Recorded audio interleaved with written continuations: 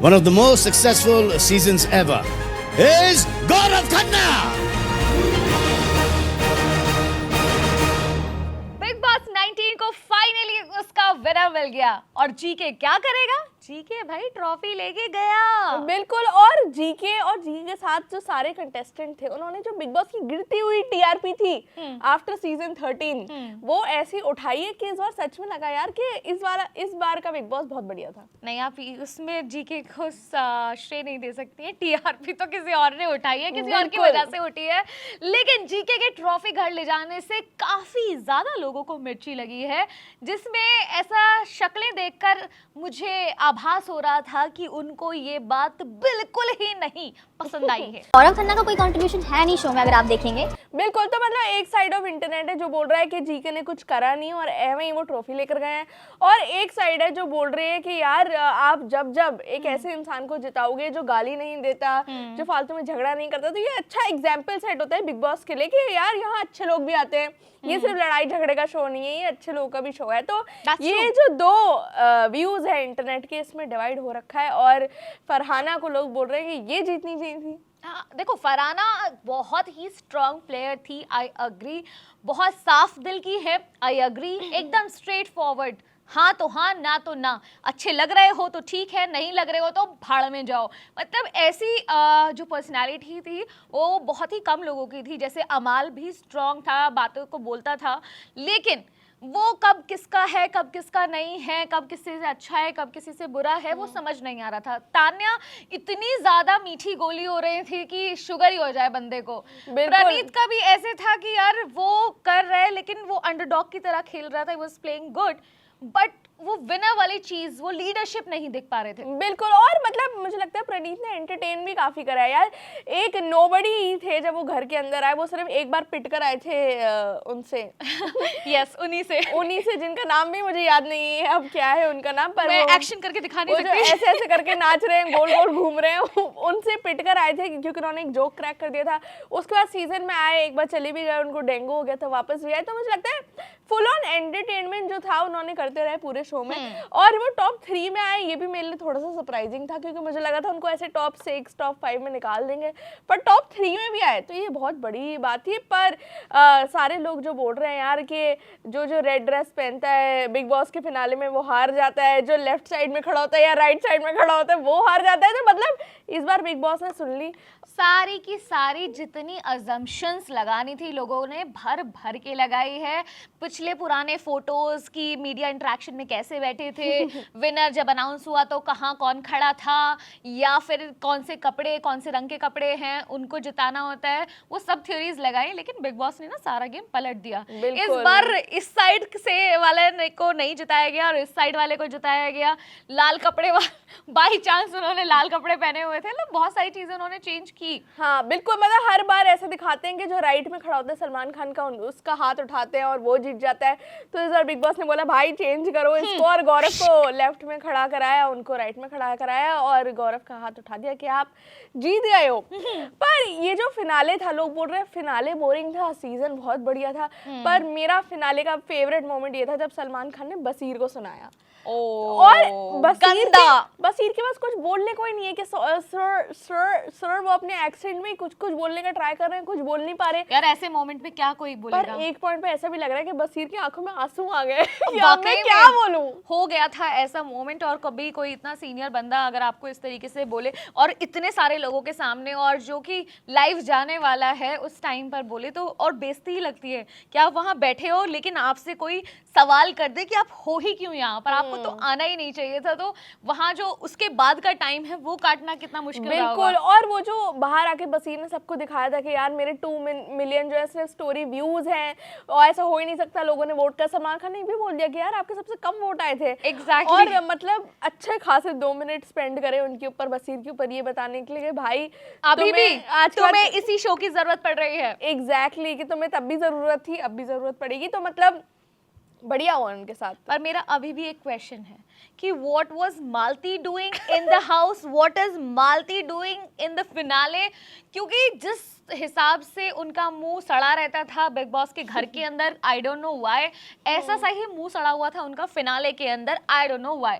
और बिल्कुल। ये वाली बातें कौन करता है कि सर शहबाज ने ना मेरे पोस्ट पे ना ऐसे ऐसे करके लिख दिया, या अभी भी ऐसी ऐसी हरकत, ये पीटीएम में गई थी या फिनाले में गई थी, ये सारे मुद्दे सही कहा सलमान खान ने, बाहर निपटाओ। बिल्कुल। और अमाल से भी पूछा गया कि आप मालती को पहले से जानते थे, ये वही लड़की थी जिसकी बात हो रही थी, तो अमाल ने बोला कि हाँ ये बात सच है कि हम लोग दोस्त थे, पर वो लड़की नहीं है। और उन्होंने खूब ऐसी गोलमोल कर दी है बात को, तो पता नहीं अब असली कौन है। पर एक और कंट्रोवर्सी हुई है कि एक पॉजिटिव गैंग ने फोटो डाली है जिसमें है आवेज, नगमा, अशनूर सब है। और वही फोटो जब अशनूर ने डाली है उसमें प्रणीत है, जब अभिषेक ने डाली है तो उन्होंने प्रणीत को क्रॉप कर दिया है। और लोग बोल रहे हैं यार ये कब सुधरेगा बंदा। यार सुधरने की बात नहीं है सान्या, जब इतना आगे आके और उसके बाद भी ऐसा होता कि भाई वो शो से आउट हुए हैं और फिर बाहर लोगों ने ऐसा ना दिखाया हो या लोगों ने ऐसा ना किया हो कि भाई नहीं नहीं जो अभिषेक है वो डिजर्विंग था, अभिषेक जो है वो स्ट्रॉन्ग प्लेयर था। घर के अंदर भी इनफैक्ट पूरे जब तक फिनाले नहीं आ गया सभी ने अभिषेक की बात की कि वो ज़्यादा डिजर्विंग था, उसको यहाँ होना चाहिए था। किसी एक इंसान, चाहे उसका डिसीजन अपनी वजह से था कि हाँ मैं ये चाहता हूँ या नहीं चाहता हूँ, लेकिन किसी और का गेम खराब हो गया जिसको हर कोई डिजर्विंग मान रहा था। और उनका ये था ये टॉप 5 में या फिर टॉप 3 में भी हो सकता है और होता। बिल्कुल। और अगर अभिषेक शो में होते तो हो सकता है प्रणीत टॉप 3 में नहीं होते, डेफिनेटली नहीं होते। मुझे तो यही लगता है कि वहां पर उनकी जगह नहीं होती और शायद गेम में और अलग बहुत सारे ट्विस्ट आते। शायद ऐसा भी होता कि जब तक भाई भाई भाई गौरव और अभिषेक का चल रहा था, वो क्योंकि एंटी होने लगे थे तो शायद और ज्यादा घमासान होता घर के अंदर और अभिषेक और गौरव का भी 36 का आंकड़ा हो चुका होता। बिल्कुल। और वो मतलब लग ही रहा था कि ऐसी लड़ाई होने वाली है। पर प्रणीत से जब पूछा गया शो के बाद कि अभिषेक ने आपके बारे में ऐसा बोला है कि सबसे चीपेस्ट थिंग जो मैंने अभी तक खरीदी है वो प्रणीत है, और ऐसी कई बातें करी उन्होंने अपने उसमें, तो प्रणीत ने बोला कि यार हम दोस्त हैं, वो अभी मेरे से नाराज़ होगा पर मैं अभी जाके उससे बात करूंगा, हम दोस्त ही हैं, कभी कभी नाराज़ हो जाते हैं दोस्त। तो मुझे प्रणीत की जो साइड है वो मुझे बहुत स्वीट लगी यार कि और फिर उन्होंने बोला कि मेरे पास ऑप्शन ये नहीं था कि मैं निकालूं किसी को, मेरा ऑप्शन था कि मैं बचाऊं और मैंने अशनूर को बचा लिया। तो ये जो बाद में भी कंट्रोवर्सी चल रही है इसके ऊपर मुझे लगता है हो जानी चाहिए। और मुझे लगता है कि दोनों में से ही कोई गलत नहीं है, उनके पास वो ऑप्शन था तो उन्होंने बार बार मतलब किसी एक इंसान को घर में बार बार एंड तक फिनाले तक एक ही बात पर जवाब देना पड़ा कि उन्होंने वो डिसीजन क्यों लिया। अरे इतनी ही प्रॉब्लम थी तो उस बंदे को वो पावर दी ही क्यों, वो ऑप्शन दिया ही क्यों कि वो कोई डिसीजन ले सके। उसे मिला, उसने खुद तो मांगा नहीं था, कहीं से अर्न किया नहीं था, उसको दिया गया तो उसे कुछ करना था, उसने कर दिया। अब वहाँ पर उसका बुरा लगना भी लाजमी है क्योंकि किसी एक के डिसीजन की जो कि कहीं से मैटर नहीं करता है उसकी लाइफ में, ना तो वो बिग बॉस है ना वो ऑडियंस है, तो वो जबरदस्ती तो नहीं कर रहा है, उसका दुख होना मतलब दुखी होना लाजमी है। बिल्कुल वो दुखी तो थे। पर यार ये जो अमाल की जर्नी रही है, जो पहले शुरू में लोग बोलते थे यार नहीं अमाल गौरव होंगे फाइनलिस्ट, अमाल बढ़िया कर रहे हैं, एक साइड था नेगेटिव गैंग, उनका जो हेड है वो अमाल है, पॉजिटिव गैंग के हेड गौरव है, सब लोग बोल रहे थे।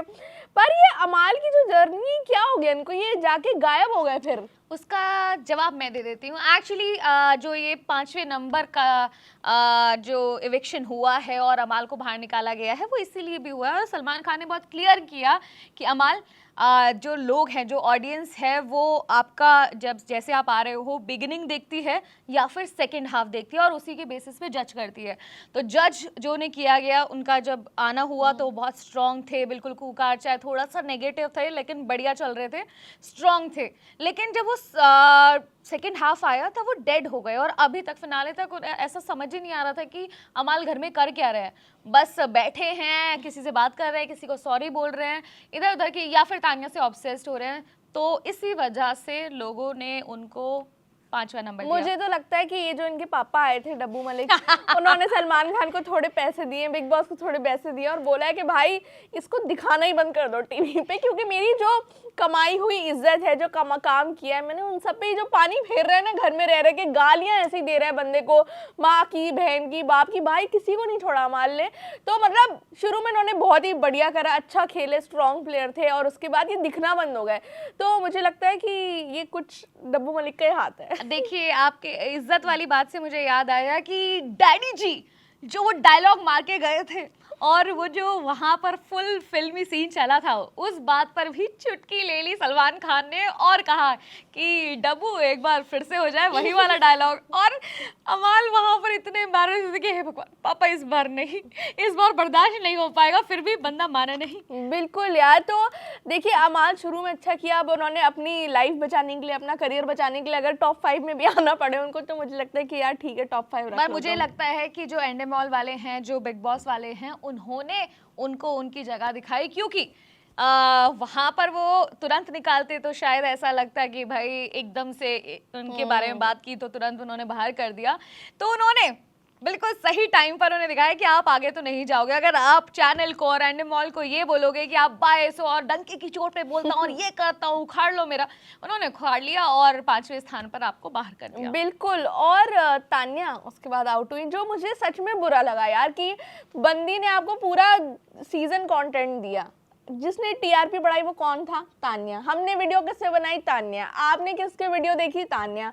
एकता कपूर ने किसको आगे शो ऑफर करा? तान्या। और आपने तान्या को निकाल दिया टॉप 4 में से। वाह, ये सान्या के मुंह से तान्या तान्या तान्या इतनी बार सुना है, ऐसा लग रहा था कि हाँ अभी भी बिग बॉस चल रहा है, क्योंकि वहां पर भी यही सारी चीजें हो रही थी। बट मैं वो इंसान हूँ, हाँ मैं उनमें से हूँ जिससे मतलब इरिटेशन हो रही थी तान्या से। और बाहर निकलते ही जो बंदी ने जिस हिसाब से एकदम से यू टर्न लिया और अपनी असली वो दिखाई है, वहां पर किसी ने जैसे वो बाहर आती है उनसे पूछा कि हाँ जी तान्या मैडम जीके क्या करेगा, तो कहते हैं क्या क्या किया जीके ने? हाँ मैंने कुछ नहीं देखा। स्टेज पे खड़ी हो, तालियां बजा रही हो, वहां से उठ के भी आई हो स्टेज पर, अगर इतनी दिक्कत थी तो वहीं बैठी रहती।